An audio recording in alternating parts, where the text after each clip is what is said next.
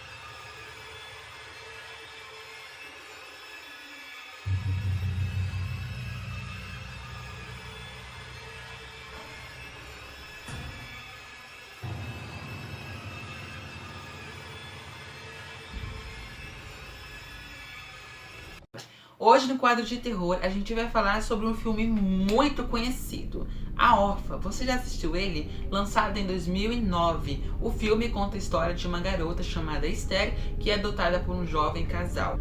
O que esse casal não sabia é que a inocente menina trazia consigo um histórico um tanto quanto sombrio. Mas a gente não veio falar do filme, e sim sobre a verdadeira história macabra. Como sempre, que o diretor do filme foi inspirado. Isso. Mas podemos dizer que ele foi inspirado só no comecinho da história. O roteiro do filme da Órfã foi inspirado em uma história real que aconteceu em Corren, em 2007. A história que ficou como o pior caso de maltrato infantil ocorrido naquele país. A história são com duas irmãs, Clara e Catherine Maurelva. Elas foram presas por abuso infantil, cárcere privado, praticar tortura e canibalismo. No entanto, uma mente doentia por trás desse caso todo era uma terceira mulher, a Bárbara Skrovla. Assim como na vida real, e foi também baseado no filme, ela tinha na verdade 33 anos, por conta de uma rara doença grândula. O hipopituitarismo. Uma espécie de nanismo proporcional. Aparentava que ela era uma criança de 12 anos. A Bárbara tinha uma história problemática. Passou muito tempo de sua vida fazendo tratamento psiquiátrico por conta do seu comportamento violento e seu desvio de personalidade. O caminho de Bárbara e das irmãs Maurelva cruzaram na faculdade de pedagogia. Ela era amiga de uma mulher chamada Caterina, mas aí ela se aproximou das duas.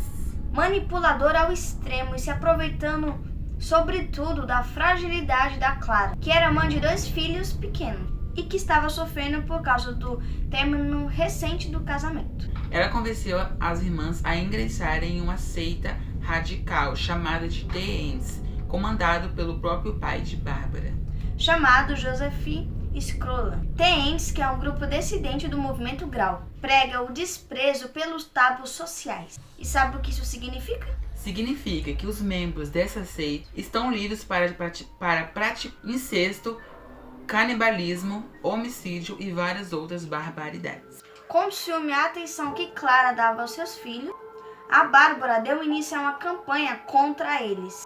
Ela dizia que as crianças estavam se comportando mal, então ela falou que eles precisavam ser punidos. As irmãs Maurelva viam a Bárbara como um sabe-tudo, e tudo que a Bárbara mandava as irmãs faziam. Então, sendo assim, a Clara passou a castigar os filhos dela. Mas a Bárbara, não satisfeita, sugeriu que as crianças fossem colocadas em uma jaula para elas não aprontarem nada. Não demorou muito tempo para as mulheres torturarem os meninos. As mulheres, inclusa a própria mãe, torturar os meninos. se eles chorassem ou reclamassem, eles seriam chicoteados. Elas pegavam um cigarro e queimavam os garotos. Dava banho uma vez por semana e ainda com água fria. Deixava os garotos sem roupa nenhuma e fazia sessões de afogamento num pequeno balde. Dava um choque elétrico nas crianças. Ixi, gente, eu não vou nem continuar, que é muita coisa pra falar. Elas cortavam e comiam as carnes dos meninos ali na frente deles mesmos, e sem se importar com os gritos e choro deles. Quando as irmãs Maureva foram presas, em seu depoimento, elas afirmaram que foram a própria mãe, a Clara, que faziam isso, que fatiava as pernas e os braços deles, enquanto a Catherine e a Bárbara seguravam eles. Tudo isso acontecia no sótão, que era monitorado por uma câmera de segurança que as mulheres vigiavam os meninos. Elas estavam sempre de olho nos meninos. E essa tortura e canibalismo continuou por meses. Ai, Sarah ficou vendo essas coisas. Até que um dia um casal se mudou para a residência e instalou uma câmera de segurança, igual a delas também. Como sinal, a frequência desse aparelho era o mesmo, eles acabaram captando uma interferência e viram o que estava acontecendo lá no sótão com os meninos. Eles gravaram um vídeo dos meninos sendo torturados e entregaram para a polícia. Então, em 2007, os agentes invadiram lá e prenderam imediatamente as duas irmãs, Caterina e Clara. E as crianças estavam em um estado deplorável, desnutrido, cheio de feridas e com várias partes do corpo em carne viva. A desgraçada da Bárbara estava parada diante de uma das jaulas, segurando um ursinho, se fazendo de criança vítima. Ela correu diante aos policiais e disse que se chamava Anica, que tem 12 anos e que era filha adotiva de Clara. Os policiais então acreditaram e levaram ela dali imediatamente. As vítimas foram levadas dali para um abrigo infantil, de onde Bárbara conseguiu escapar logo. E os policiais, depois de uma investigação, descobriram que a garotinha era a Bárbara e que era uma mulher de 33 anos. E em janeiro de 2008, a infeliz finalmente foi presa na Noruega, onde ela vivia disfarçada como Eda, uma adolescente de 13 anos. Ela conseguiu se imigrar ali naquele país com a ajuda da seita de The Endes. Em 2009, as irmãs Maureva foram condenadas a 9 anos de prisão, cada em um hospital psiquiátrico. A garotinha, Bárbara, pegou apenas 5 anos em um manicômio judiciário. Em 2014, ela ganhou liberdade e hoje vive sob supervisão de um estado, mas com outra identidade. Ficou comprovado que ela era realmente doente e havia sofrido maus tratos na infância. O filme Alpha é a pontinha da história. O roteiro utiliza essa fuga da Bárbara e quando ela conseguiu ser adotada fingindo ser uma criança.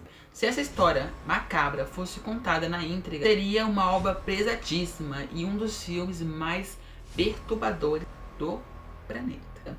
Claro que já tem muitos filmes aí, como Centopeia Humana. Eu nunca assisti, mas eu já ouvi falar que é um dos filmes mais assim, pesados do mundo. Mas como a gente bem sabe, o cinema mainstream do norte-americano não costuma se arriscar.